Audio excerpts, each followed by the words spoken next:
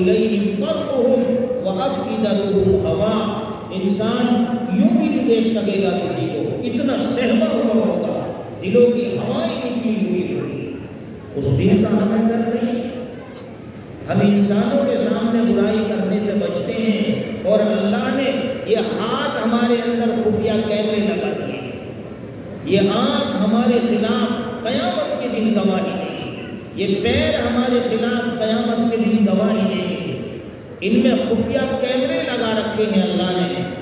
قیامت کے دن قرآن کہتا ہے یہ ہاتھ بولے گی، پیر بولے گی، کان بولے گی، کان بولے گی.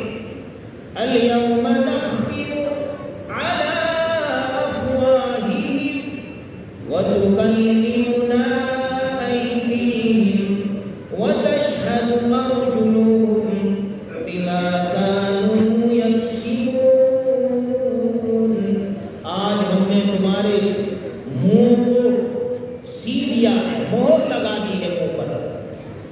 تکلمنا ایدیہم، یہ ہاتھ بولیں گے کیا کیا کیا ہے ساری زندگی، کیا لکھا ہے، کیا فراڈ کیا ہے ان ہاتھوں سے، کس کے تھپڑ مارا تھا، کس کا سامان چرایا تھا، کس غیر محرم کو اس ہاتھ سے چھوا تھا.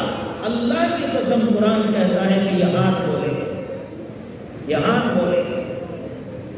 وَتَشْهَدُ أَرْجُلُهُمْ، یہ پیر گواہی دیں گے کہ مسجد میں گیا تھا یا سینما ہال میں گیا تھا یا ڈانس پارٹی میں گیا تھا. یہ آنکھ گواہی دیں گے کہ لحاف میں لیٹ کر کے کیا دیکھ رہا تھا. آج کل بچے کے ہاتھ میں موبائل ہے، اس کا 100% ناجائز استعمال ہو رہا ہے، 100% ناجائز استعمال. کچھ عقل مند باشعور انسان ہیں، 1-2% جو وہ اس کا صحیح استعمال کرتے ہیں. اللہ نے آنکھ دی ہے جائز استعمال کرنے کے لیے، اور اس کا ناجائز استعمال کرنے لگے تو ہم اپنا نقصان کر رہے ہیں. اللہ نے یہ موبائل دیا ہے، میرے بزرگوں اس کا جائز استعمال کرو. اس میں بیانات سنو، علماء کے بیانات سنو، مستند علماء کے بیانات سنو، احادیث سنو، ان سے اپنے کسی رشتہ دار کی خیریت لو، کسی بھائی کو نماز کے لیے بلاؤ. یہ خیر کے کام بھی اس سے ہو سکتے ہیں. آج کل اکثر ضرورتیں اس سے جڑی ہوئی ہیں.